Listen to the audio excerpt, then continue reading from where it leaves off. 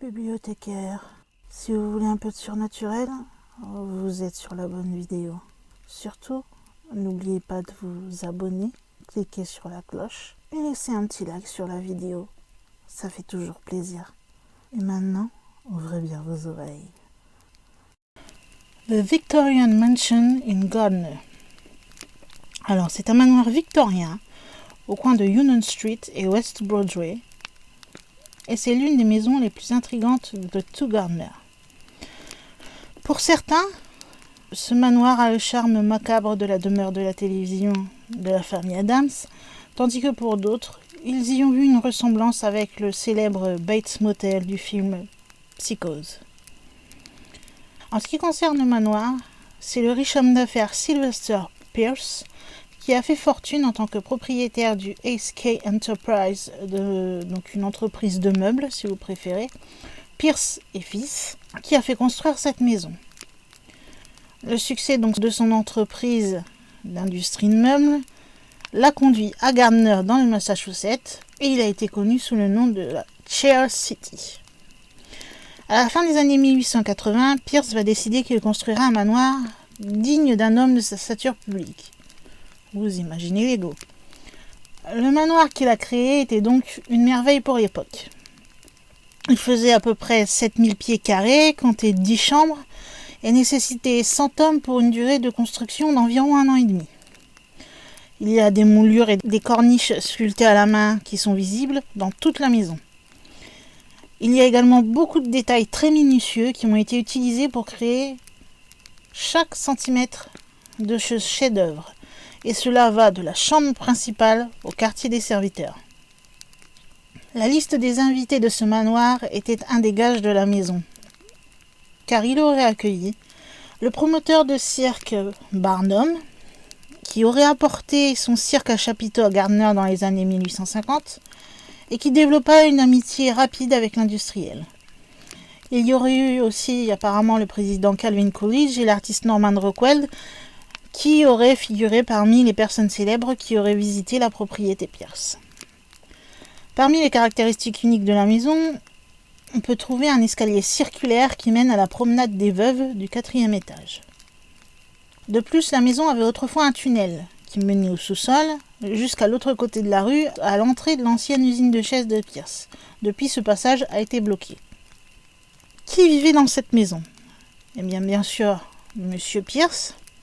Il y avait également sa femme Suzanne et leur fils, qui lorsqu'ils vont emménager vont bien sûr avoir de grands rêves dans ce manoir qui est unique en son genre.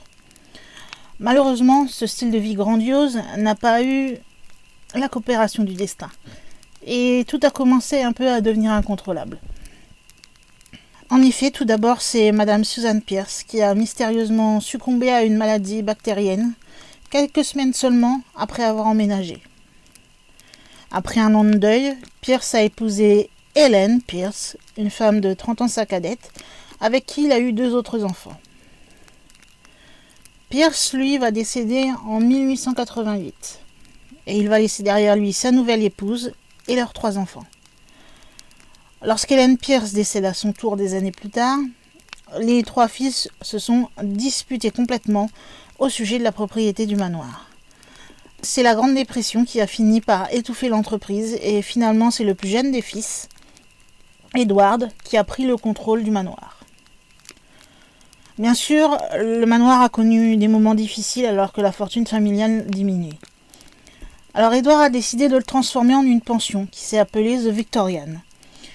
Il était situé à l'intersection de l'ancienne route 68 et de la route 2. Les voyageurs en ville ont trouvé que c'était un arrêt très accueillant et pratique le long de cette route. Malheureusement, certaines activités peu recommandables, telles que la consommation d'alcool, le jeu et la prostitution, sont un peu trop devenues la norme dans cette pension.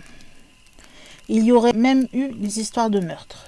En effet, on raconte qu'une prostituée aurait été étranglée dans la tristement célèbre chambre rouge du 2e étage, tandis qu'un autre pensionnaire, qui était un immigrant finlandais nommé Heino Saari, aurait été brûlé vif dans la chambre principale en 1963. Certains pensent qu'il s'agissait d'une combustion spontanée car il y avait peu de dommages dans la pièce environnante. Une autre histoire raconte qu'un jeune garçon s'est noyé dans le sous-sol. L'auberge dut alors fermer ses portes et après la fermeture de celle-ci, l'habitation a été achetée par des propriétaires privés pendant près de 40 ans. Et au cours de cette période, on a découvert qu'elle était également apparemment pas mal habitée par plusieurs esprits. Il y aurait, selon les propriétaires, les fantômes donc de Monsieur Pierce lui-même, Susan Pierce, Edward Pierce, ainsi qu'une nounou nommée Mattie Cornwell, un gentleman qui se prénommerait David, que certains pensent qu'il a été l'étrangleur de la Chambre Rouge, la prostituée qui a été assassinée, le jeune garçon du sous-sol, une jeune fille qui était peut-être la petite fille de Pierce. On pourrait également faire la rencontre de Eino Sari, le Finlandais, et certaines autres entités plus sombres sans nom. Enfin, tout ce petit monde apparemment serait parmi les nombreux résidents fantomatiques de ce manoir. Quasiment tous les invités qui ont eu à venir ou dormir dans ce manoir ont vécu des choses bizarres. Ils ont entendu des voix, des chants, ils ont vu des apparitions corporelles, des meubles en mouvement, des écrans volant des fenêtres, des portes qui claquent, des bruits de pas dans les escaliers et les couloirs, des changements de température soudains, des odeurs nauséabondes, des gens de l'ombre et aussi un bizarre rugissement de lion qui menaçait et qui secouait la maison. Beaucoup ont cru que ce rugissement de lion devait être l'ancien propriétaire, donc Monsieur Pierce, qui imposait son mécontentement face à l'état actuel de la maison et de ses résidents. Il y aurait aussi un poltergeist, puisque d'autres auraient ressenti des pressions de main qui les poussaient réellement. Un visiteur a senti qu'une présence tentait de le pousser dans le bas des marches, tandis qu'une autre personne aurait été presque défenestrée d'une fenêtre du 3e étage. Les experts paranormaux ont déclaré que les entités de ce manoir sont les plus avancées qu'ils n'aient jamais vues, car elles sont capables d'exploiter l'énergie électrique et de convertir cette puissance en une capacité qui leur permettrait de déplacer de gros objets et d'imposer physiquement leur volonté à leur environnement actuel. Alors que de nombreux lieux hantés ont eu des propriétaires qui préféraient bien sûr leur intimité, le Victorian, lui, a été racheté par des propriétaires qui vont le baptiser The Toriander et qui a ouvert ses portes à partir de 2005.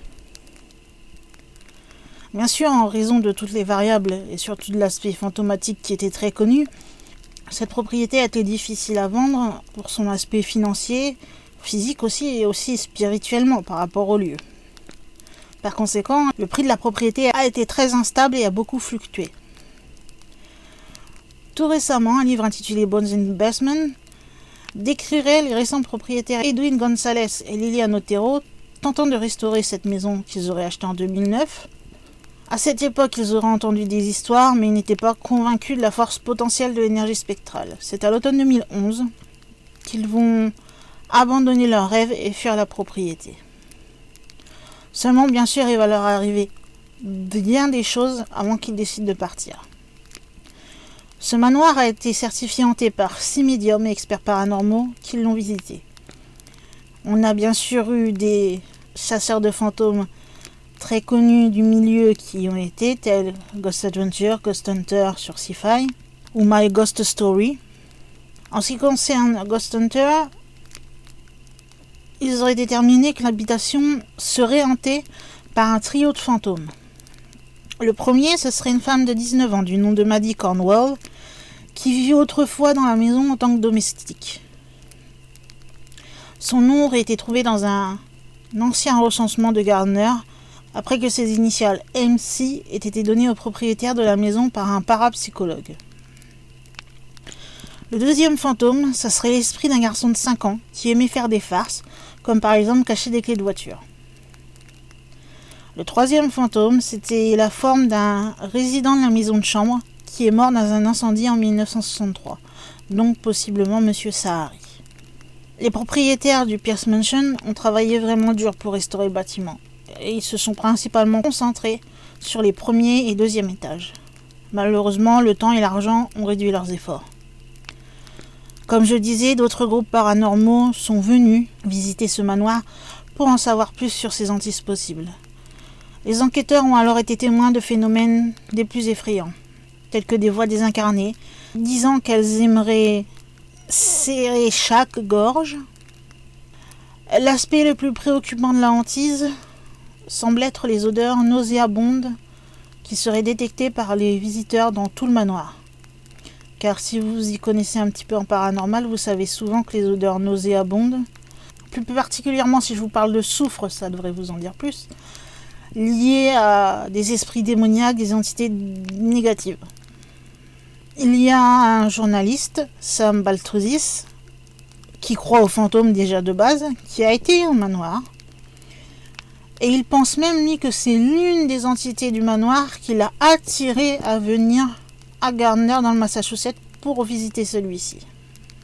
De ce fait, l'octobre qui a suivi, ses amis Tina Storer et Rachel Hoffman, qui sont 2 enquêteurs paranormaux, ont alors exploré la maison et ont déclaré qu'elles avaient l'impression de ne pas pouvoir respirer à l'intérieur. En ce qui concerne Saul Baltrusis, c'est un homme qui a exploré le paranormal pendant des années après avoir travaillé comme journaliste. Il a écrit plusieurs livres et son dernier livre n'est que l'un des 4 sur ce qu'il appelle l'histoire hantée de la région. Il a écrit Ghost of Boston, Haunt of the Home, Ghost of Cambridge, Haunt of Howard Square and Beyond, et Ghost of Salem, Haunt of the Witch City. En parallèle, il organise également des visites fantômes et fait visiter donc des différents arrêts historiques autour de Boston et de Cambridge. En ce qui concerne le manoir des Pierce, il y a eu aussi des livres qui ont été écrits le concernant, notamment Haunted Massachusetts et Bones in the Basement, Surviving the A.K. Pierce Haunted Victorian. C'est un livre qui a été écrit par Johnny Mayen, qui relate les expériences des propriétaires précédents dans le manoir. Il y aurait eu un classement qui aurait été fait donc selon les maisons les plus hantées du Massachusetts.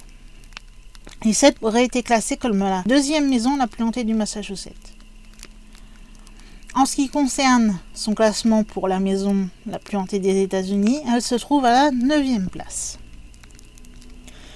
Revenons maintenant aux propriétaires qui ont fait le plus parler du paranormal dans cette ancienne maison victorienne. Donc il y a Liliane Otero qui a emménagé dans la maison avec son mari Edwin, tout en ignorant l'histoire du lieu. Nous l'avons vu en ligne, nous avons rapidement appelé les agents immobiliers et nous avons dit que nous aimerions venir. Et ils ont dit comme « Vous vouliez voir cette maison ?» Ils semblaient très étonnés, enfin c'est ce qu'a déclaré Edwin Gonzalez, lorsque lui et Liliane ont acheté le manoir victorien de Gardner. Quelques semaines seulement après leur arrivée, ils ont commencé à ressentir des choses étranges et inexpliquées dans les murs de la Pierce Mansion. Ils ont commencé à entendre des chants, des chuchotements, qui se sont rapidement transformés en cris et en coups sur les murs de la chambre. Ils ont même commencé à avoir des apparitions dans les salles, qui leur ont fait signe, et qui les auraient même appelés par leur nom. Pour terminer avec le témoignage de Liliane et Edwin, Edwin raconte l'histoire de 2 jeunes garçons qui s'étaient installés dans le quartier. Leur mère se serait arrêtée pour demander à Edwin combien d'enfants ils avaient. Edwin fut assez interloqué puisqu'il leur a dit qu'il n'avait pas d'enfants. La femme à son tour fut surprise parce qu'elle a déclaré que son fils avait vu un jeune garçon dans une des fenêtres. Il était vêtu d'une chemise blanche et d'un short, et il a dit qu'il voulait jouer avec eux, mais que sa mère ne le laisserait pas aller à l'extérieur. C'est au cours de l'épisode 9 de l'année 2013 qu'ils sont allés interviewer le chercheur en paranormal de la Nouvelle-Angleterre, John Brightman, qui avait récemment mené une enquête dans la maison. Mais Zach a aussi interviewé Edwin, qui a déclaré lors de son entretien que 3 matins de suite, il avait vu une jeune femme en blanc léviter près de son lit, pleurant de manière incontrôlable. L'enquête la plus récente de Ghost Adventure a révélé des preuves effrayantes. À la caméra, ils ont réussi à enregistrer des claquements bruyants à l'étage, qui ne pouvaient pas être démystifiés. Un orbe de la taille d'une balle de golf flottait devant Zach et Aaron dans la zone où ils entendent le claquement. Une balle ressemblant à de la brume flotter près d'eux dans le sous-sol et une voix qui énonce « Il est ici ». Lorsqu'ils ont posé la question « Qui est là-bas avec eux ?» Au 3e étage, ils ont utilisé la Spirit Box pour poser des questions et ils ont eu des réponses assez effrayantes. Ils ont demandé si les esprits se souvenaient d'Edwin, qui à ce moment-là avait déjà déménagé avec Liliane, et c'est la voix d'une petite fille qui va venir répondre avec un «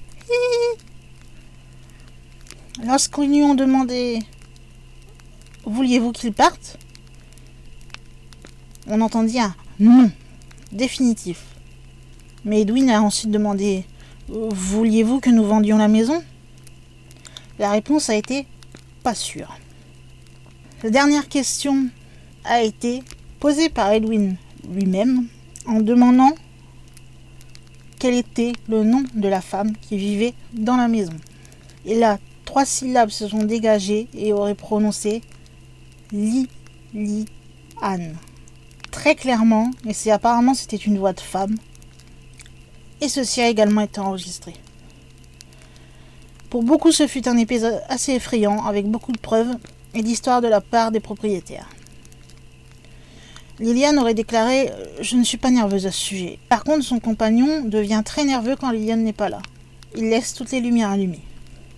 Comme je vous le disais, à la base, Edwin et Liliane, quand ils ont acheté la maison victorienne, ne savaient pas qu'il y aurait de la compagnie à l'intérieur. Et qu'à chaque minute de la journée, des esprits allaient faire mumuse, que ce soit dans les chambres ou autres pièces de la maison.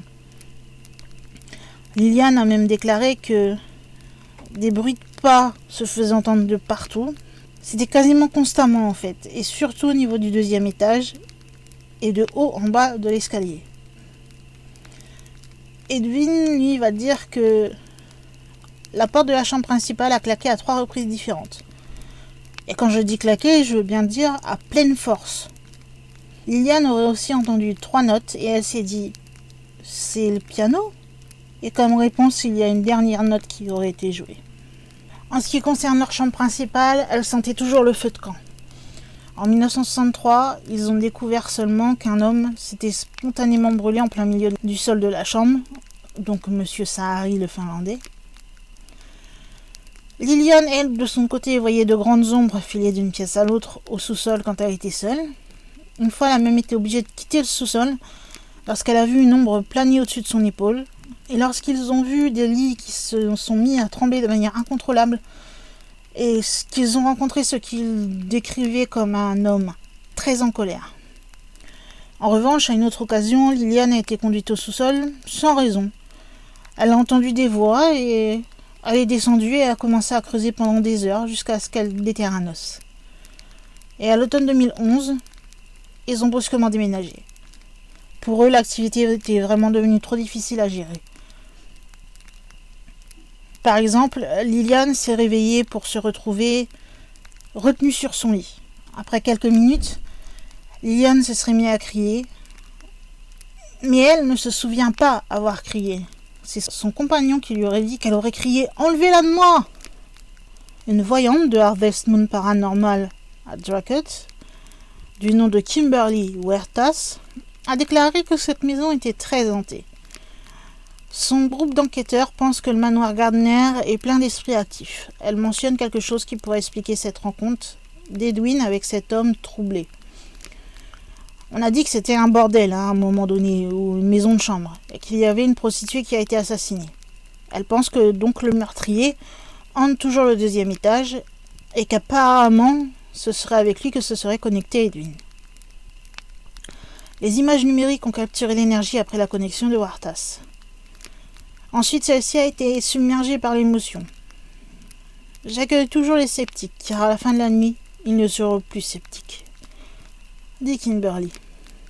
Si vous cherchez sur internet des preuves vidéo des hantises de la Pierce Mansion, vous avez juste à taper sur Google et vous verrez bien sûr beaucoup de pages et de preuves d'enquête s'ouvrir à vous.